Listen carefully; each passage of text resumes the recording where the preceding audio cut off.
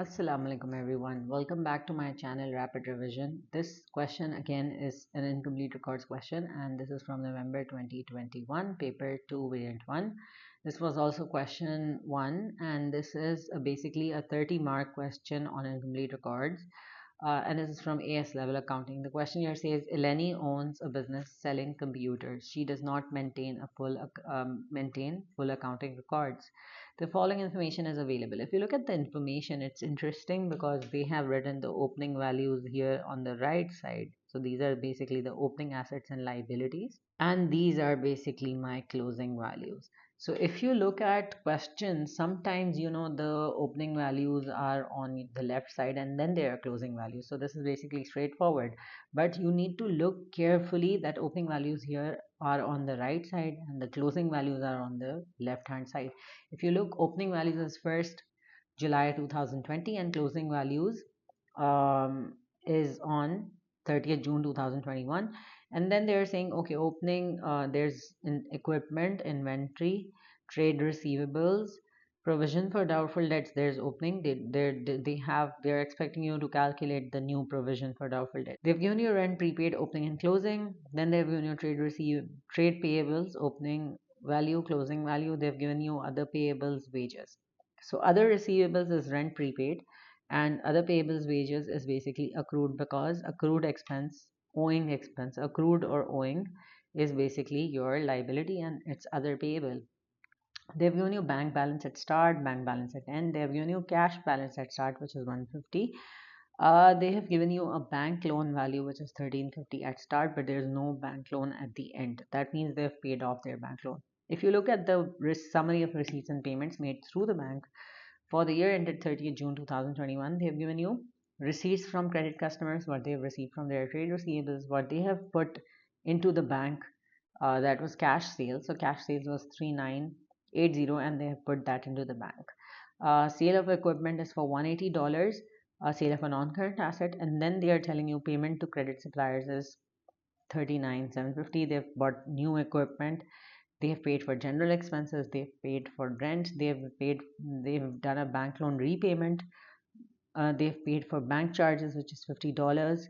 Bank loan repayment, if you look here, the bank loan repayment is like 1390, although the bank loan over here was 1350. That means 1350 is for the bank loan repayment and $40 is the interest expense they have paid. What they have paid for bank loan, like they have repaid $1350, that was bank loan, and they've paid $40 for the interest. They've paid for bank charges because again they have overdrafts, so that is why they are paying for bank charges as well. Bank charges otherwise as well they have to pay. It's an expense that will go in the income statement. Cash they have withdrawn from the bank, that is 14,080. All cash sales were banked. Part A, they are saying total revenue. Calculate total revenue. Calculate total revenue, which means total revenue is going to be cash sales plus credit sales. And they have given you opening and closing trade receivables, and they have also given you the amount we have received from trade receivables.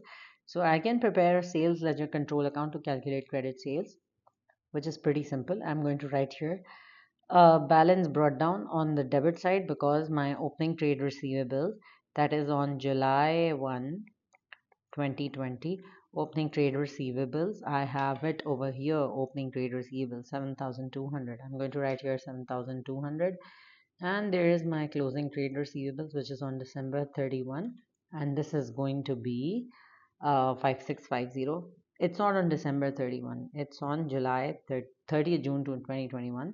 So I'm going to write here June 30, 2021, and this balance carried down will be 5650. And then what we have received from our credit customers is debited in the bank. So I'm going to record this on the credit side. I'm going to write here bank, and this is going to be 58960. And then I'm going to calculate sales from here, which is my credit sales.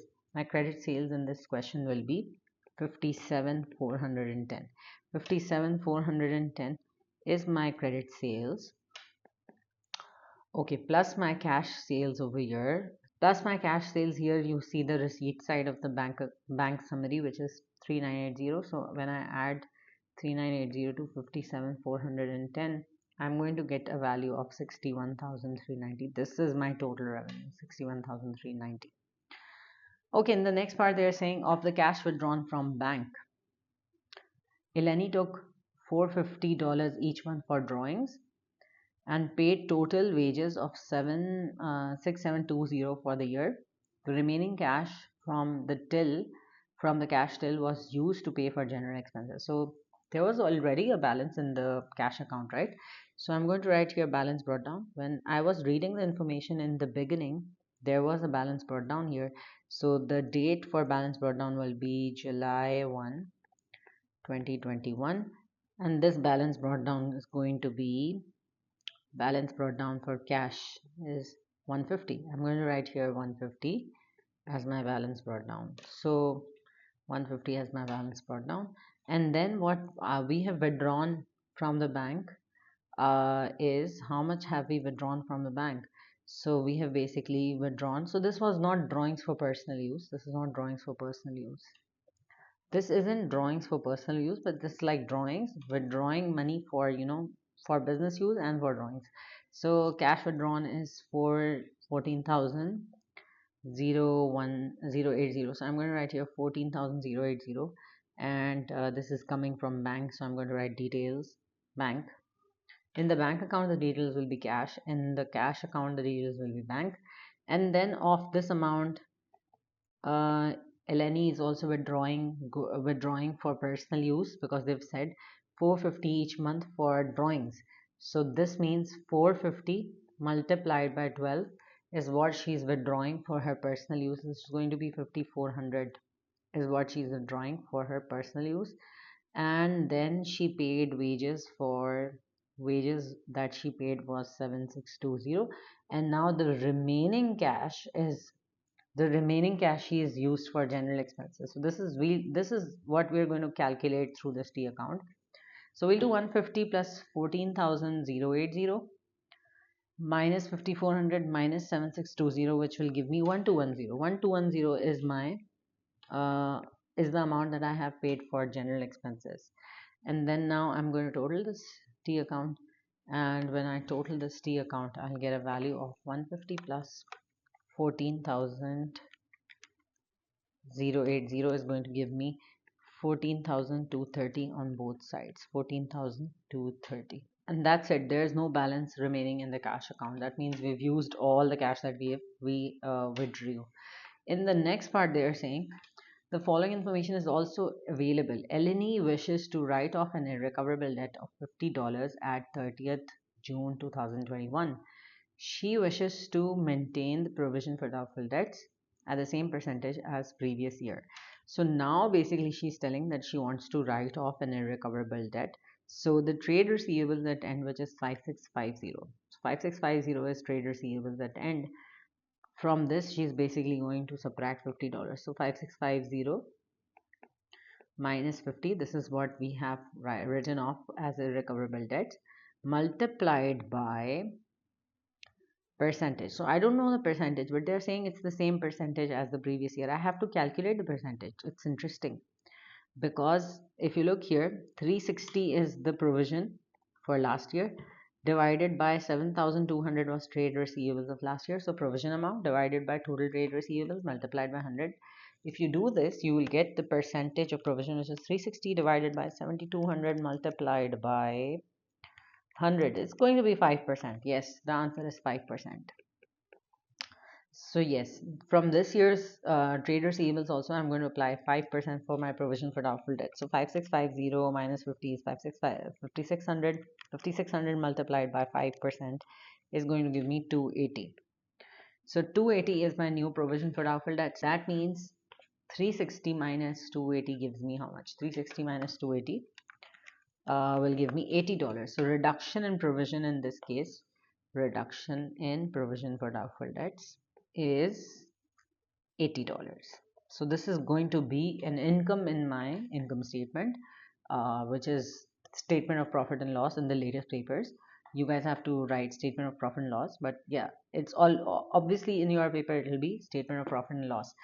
But yes, so statement of profit and loss, this will be an income in the statement of profit and loss, which is $80 in this case. Then they're saying equipment sold during the year had a valuation of 140, which means this is my net book value for the equipment sold. Now I have to look at the amount. So I have gotten $180 when I sold my equipment, right? So $180 was my selling price, $140 was my net book value. So that means it's a profit on disposal when selling price is greater than net book value. Net book value is my estimation, selling price is what I got in the market. So that means profit on disposal will be $40. So I'm going to write here profit on disposal, and this is going to be $40. And that's it. Now I'm going to prepare the income statement, but yes, I have to adjust for rent prepaid and wages owing also when I'm going to prepare my income statement. But that's doable. I'm just going to do it with the statement of profit and loss that I'm preparing. I'm going to write here revenue. Revenue is the first value in my income statement. So revenue here in this case was 61,390. So I'm going to write here 61,390. This is my revenue. Then I'm going to write here less cost of sales. Cost of sales, I'm going to underline it. This is my heading. And I'm going to write here opening inventory. Opening inventory in this case will be 2210. So I'm going to write here opening inventory, which is 2,210. Then I'm going to write here add purchases. So I'm writing here add purchases. Purchases is what I haven't calculated as yet. So this is interesting because I need to calculate purchases, and for that I can prepare a small purchase ledger control account in order to calculate credit purchases, because I know I have trade payables at start, which is 1440, balance brought down, and I have trade payables at end, which is balance carried down 2120, and the payments that I have made to my credit suppliers is 39,750. This is what I have paid to my credit suppliers. So when I calculate this, the purchases is going to come out to be purchases, right here purchases 40430. This is my purchases that I'm calculating from my purchase ledger control account. So now I can record this in my income statement. I'm going to write here 40430. This is my purchases 40430. When I add both of these, I get 42640, which is my cost of goods available for sale. Basically this is cost of goods available for sale, but you don't need to name it, but actually it is cost of goods available for sale. Then I write here less closing inventory.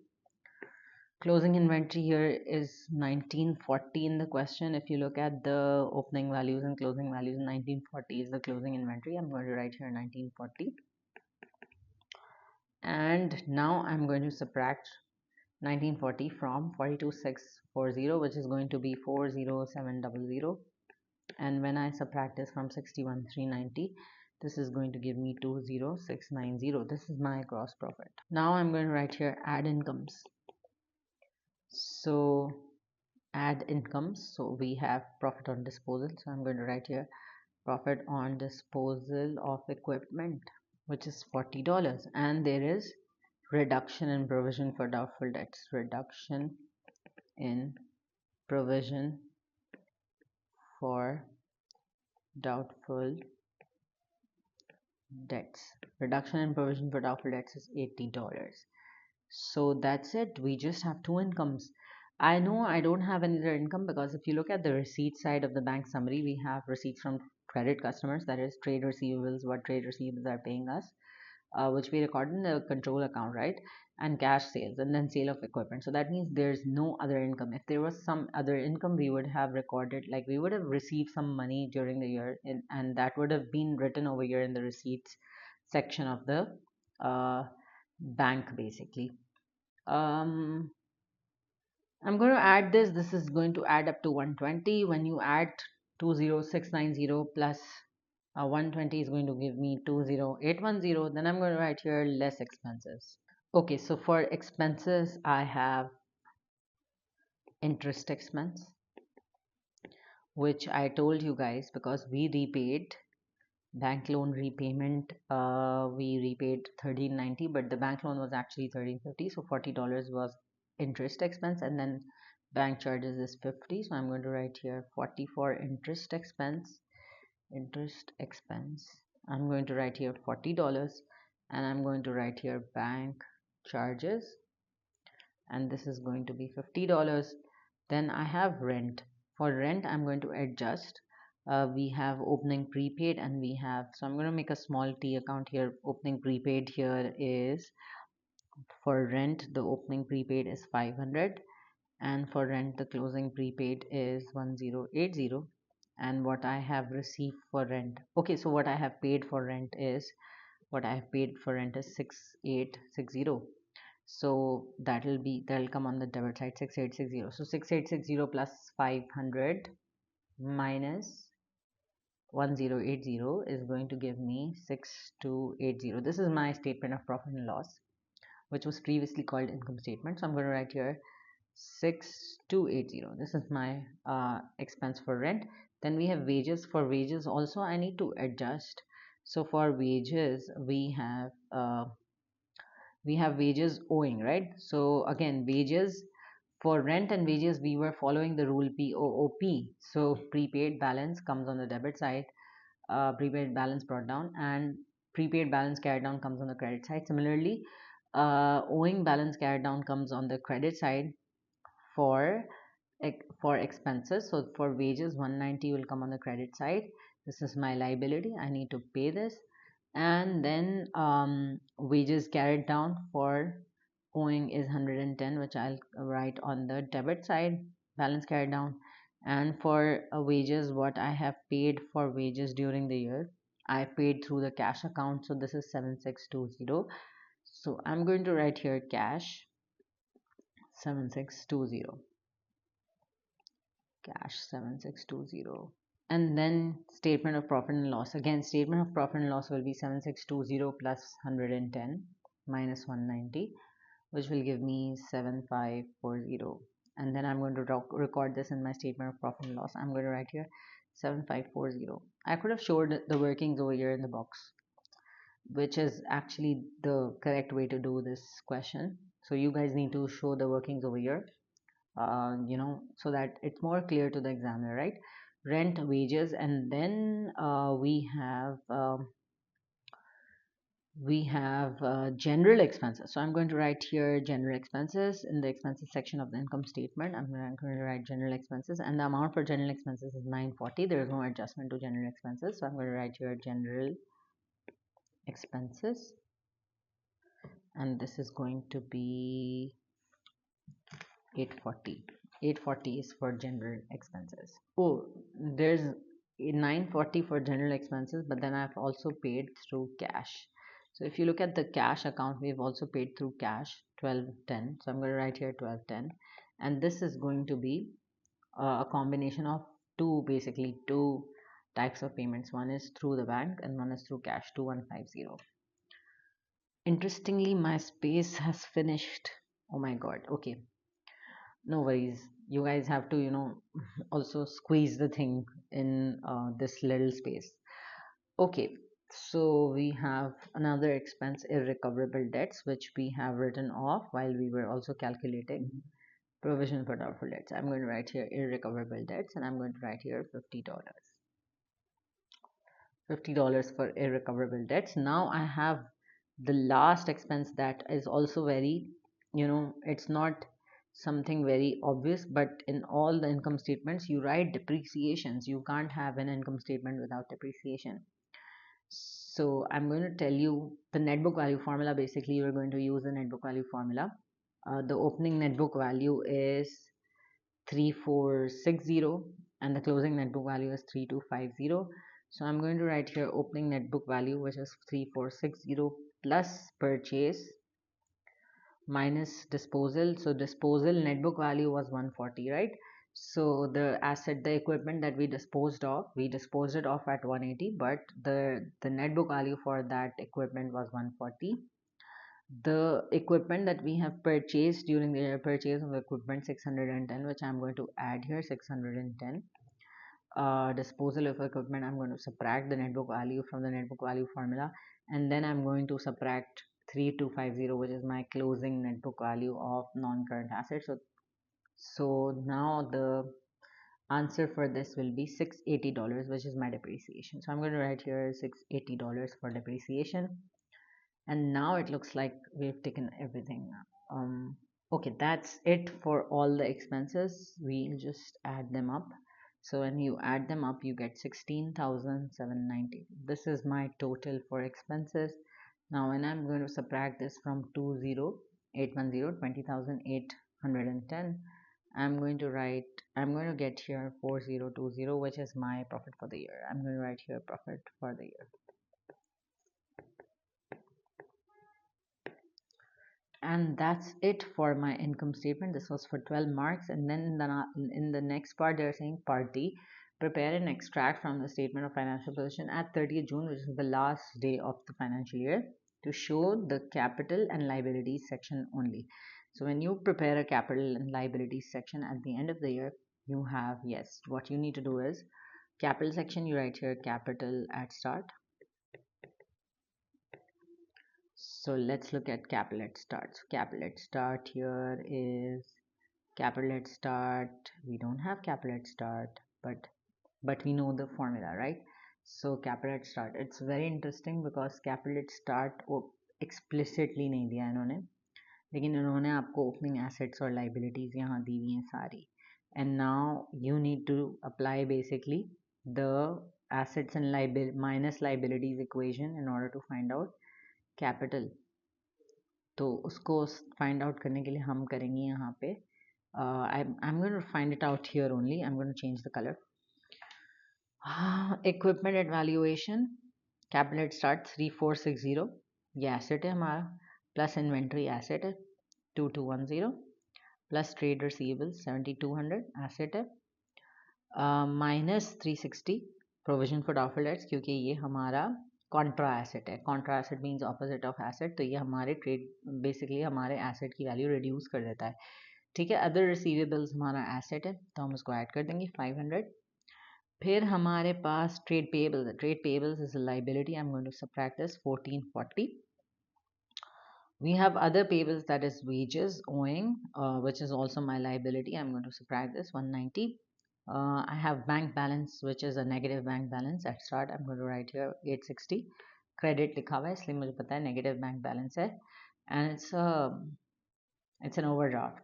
ठीक है. Cash in hand मेरा asset है 150 add कर दूंगी मैं, and bank loan मेरी liability है 1350 minus कर देंगे तो हमारे capital मिल जाएगा. यहाँ पे capital at start कितना हो जाएगा हमारा.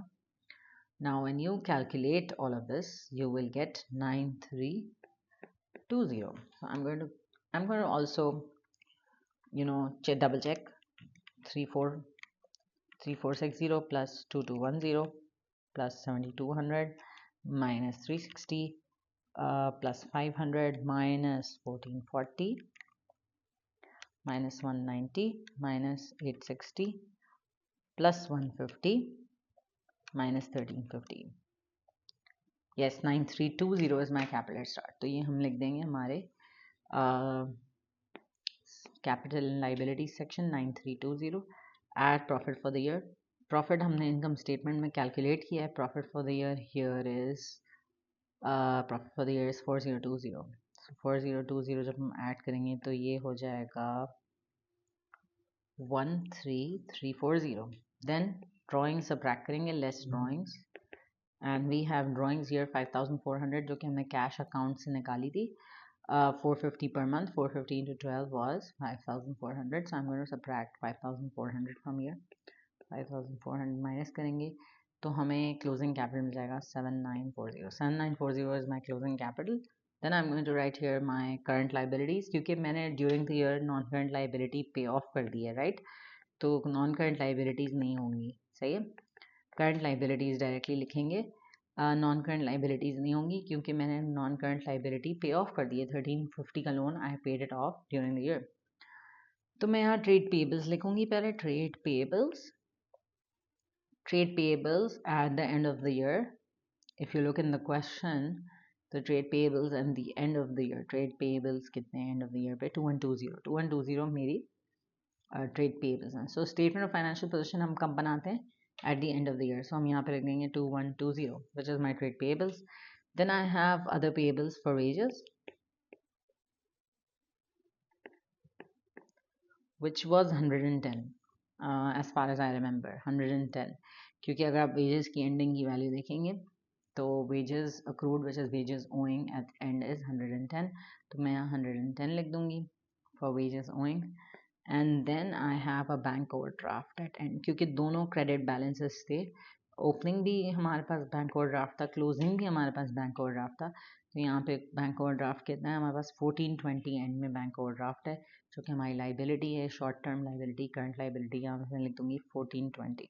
When I add all of these again my space खत्म हो गई मेरी, 3560 हो गया for my total current liabilities.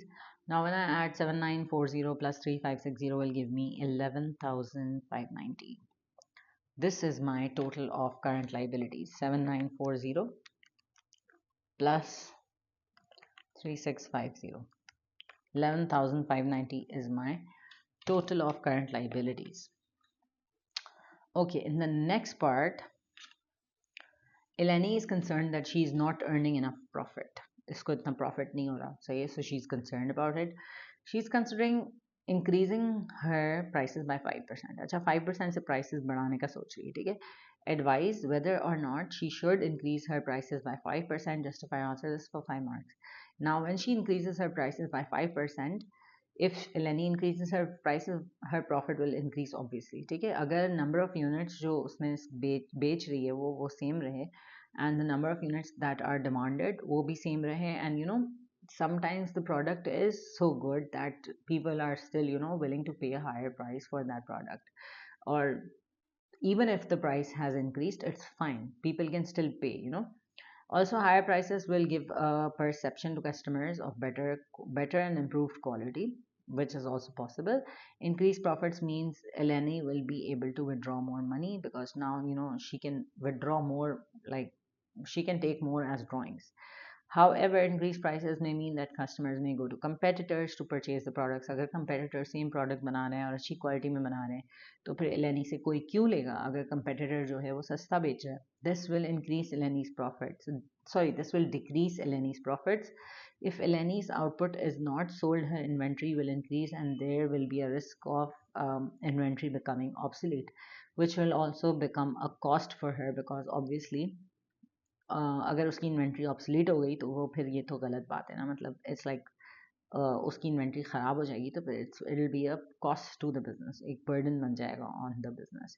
I wouldn't recommend Eleni to increase prices, but Eleni has to look around. अगर उसके पास उसका प्रोडक्ट जो है कंपिटिटर्स बेच रहे हैं the same kind of product and the same quality, तो फिर प्राइसेस बढ़ाना will not be a very very good, very very wise decision, because जाहिर सी बात है अगर आपके प्रोडक्ट के कंपेटिटर्स हैं तो कस्टमर्स कंपेटिटर्स से वो प्रोडक्ट ले सकते हैं, राइट.